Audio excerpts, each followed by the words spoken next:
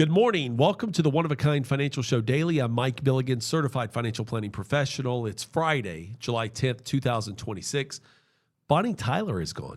Total eclipse of the heart, holding out for a hero, the soundtrack of my middle school dances, my high school prom, silence this week. She was 75 years old. Today we talk about her.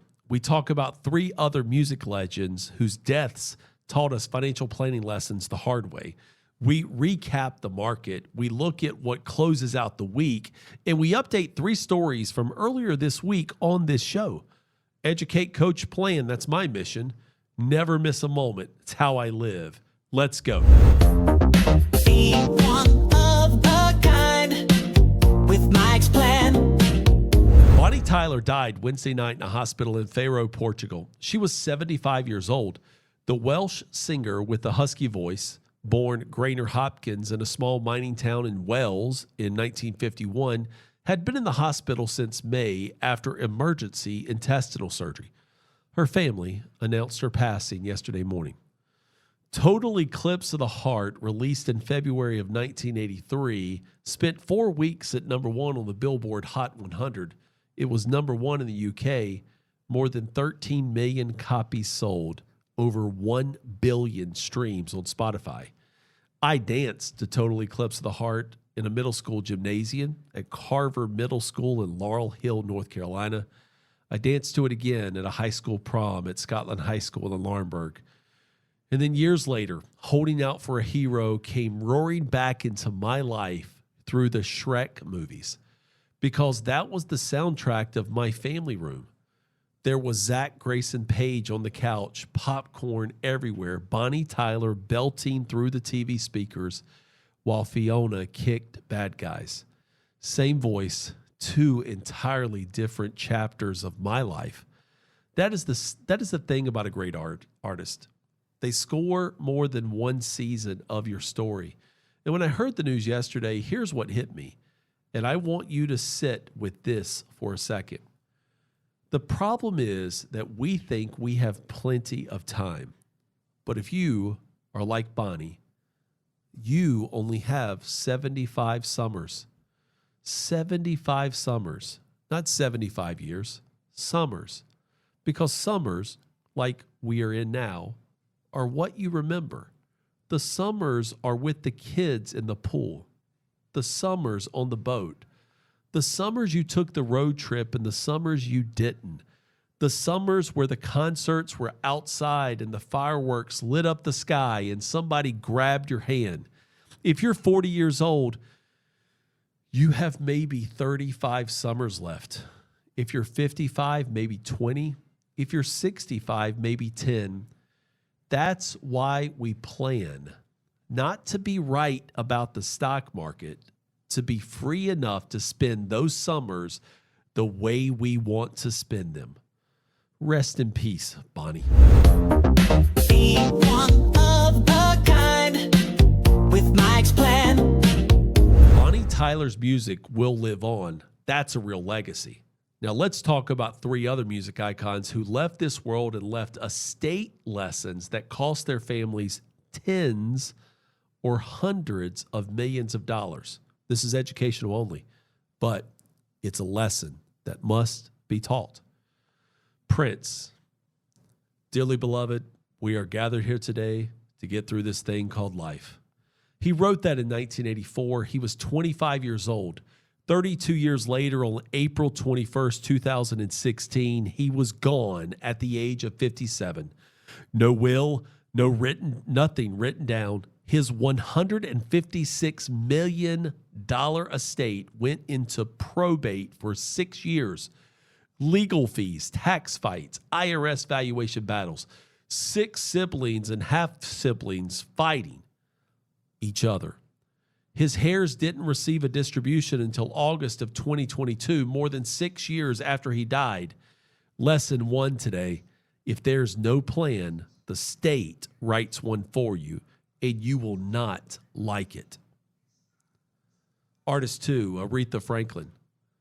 You better think. Think about what you're trying to do to me.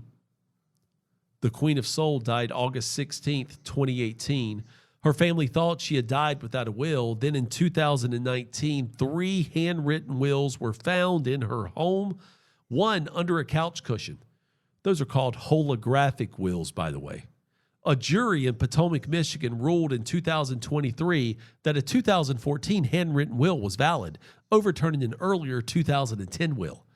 Years of court battles, siblings on opposite sides of the courtroom, millions in court and legal fees. Lesson 2.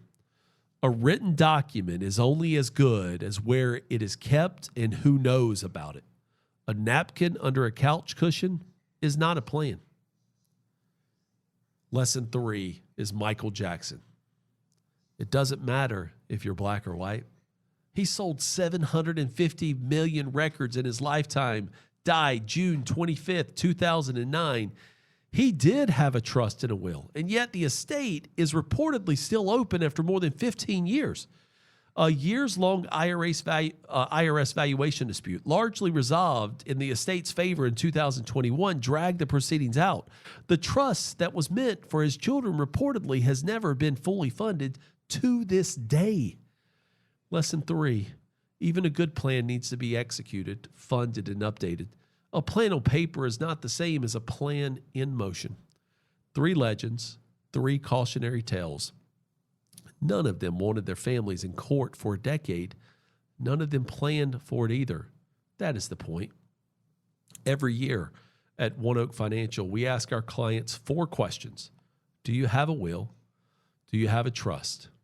Are your beneficiaries updated on every account? Does your family know where the documents are and who to call? Those 4 questions cost you nothing. Not asking them, though, cost your family everything. Be one of a kind with Mike's plan. Thursday's close on the market. The Dow up 139, finishing at 52,487. The S&P up 60, almost 61 points to 75.43. The Nasdaq Composite rose 336 to 26,206. And for the day, oil finished off where Brent oil was at 76.51. The Wednesday's Middle East escalation caused the market to go down, oil prices to go up, and we saw a recovery in the stock market on Thursday with oil still higher. PepsiCo reported yesterday morning, Thursday, July 9th, before the bell. They confirmed that the date back on June 4th, so this was on the calendar, earnings came in at $2.20 a share, 1 penny shy of analyst estimate at $2.21. Revenue slightly beat, and here's the read-through, though. Pepsi said explicitly that North American food and beverage demand, quote, moderated as consumer budgets tightened due in part to rising gas prices. So those midday stops to get gas in your car did not result in walk-ins to the 7-Eleven or the Circle K's around the United States to buy that extra. Gas prices are high, in fact, hurt the consumers. That's the exact consumer stress signal I've been talking about all week.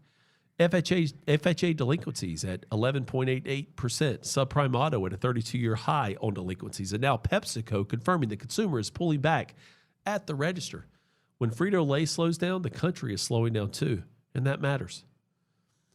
Delta Airlines reports on Friday, Wall Street's looking for $1.49 a share on about $17.55 billion in revenue.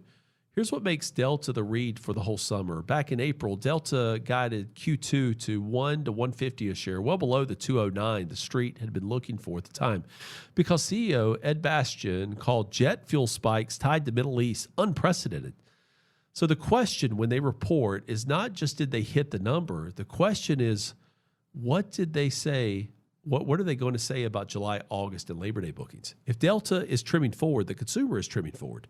Peak travel season is right now. Let's watch that tape. And in sports news, today in the World Cup at SoFi Stadium in Inglewood, California, Spain versus Belgium with a chance to move on to face France in the semifinals. On Saturday, 2 quarterfinals, Norway versus England, Who is ready for the beat of the drum and the rowers in unison at Norway? That's going to be at Hard Rock Stadium in Miami. And then finally, to end the night on Saturday at Arrowhead Stadium in Kansas City, Argentina and Messi versus Switzerland. By Saturday night, the Final Four is set. The storylines. Will this be it for Messi and World Cup? Will Norway row their way on into the semifinals? Who is going to have the chance to face the powerful France team in the semifinals? Next week, next Tuesday, the big banks are going to report on Wall Street. JP Morgan Citi, Wells Fargo, Goldman Sachs. Wednesday, Bank of America and Morgan Stanley. We're going to find out whether the first half rally was earned or borrowed. The banks are going to tell us starting next Tuesday. We do not chase returns. We build a plan. Be one of a kind with Mike's plan. 3 updates on stories we opened this week with. Update number 1, the Fed. Yesterday's FOMC minutes confirmed what Chair Walsh called a family fight. The committee is split, half see rates staying flat or drifting slightly lower by year end, half see one hike. The minutes explicitly cited the Strait of Hormuz disruption as an upside inflation risk.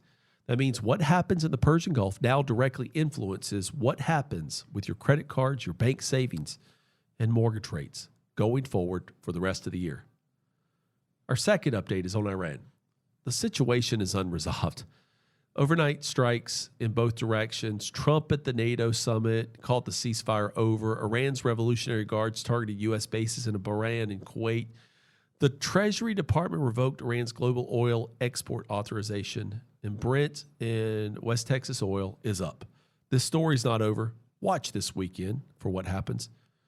And then update number 3, the quarterfinals started today, and as I mentioned earlier, France beat Morocco 2-0. Mbappe missed the first half penalty, then France broke through in the second half. France is going to advance into the semifinals. This tournament is moving fast, folks. Semifinals are going to happen the end of next week with the finals coming soon. Who you got as the final drama in the World Cup unfolds?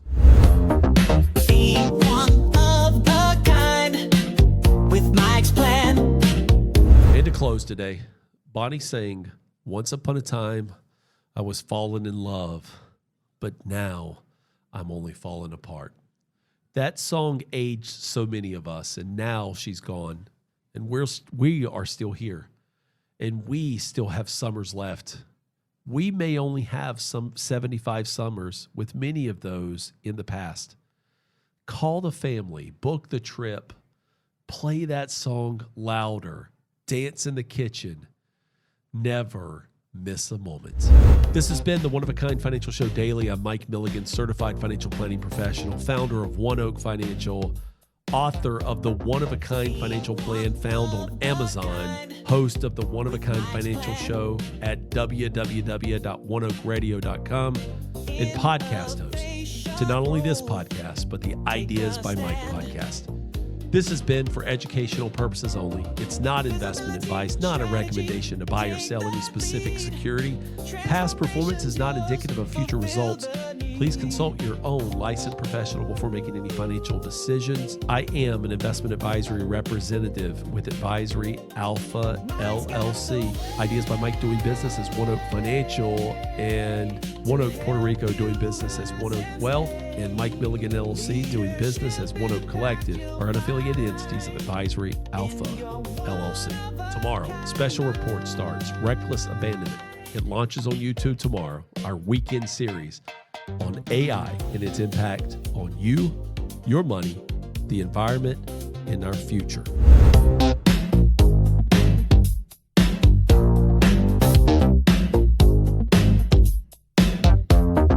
Be one of a kind with Mike's plan. Innovation, growth, take a stand. Visibility, strategy, take the lead. Transform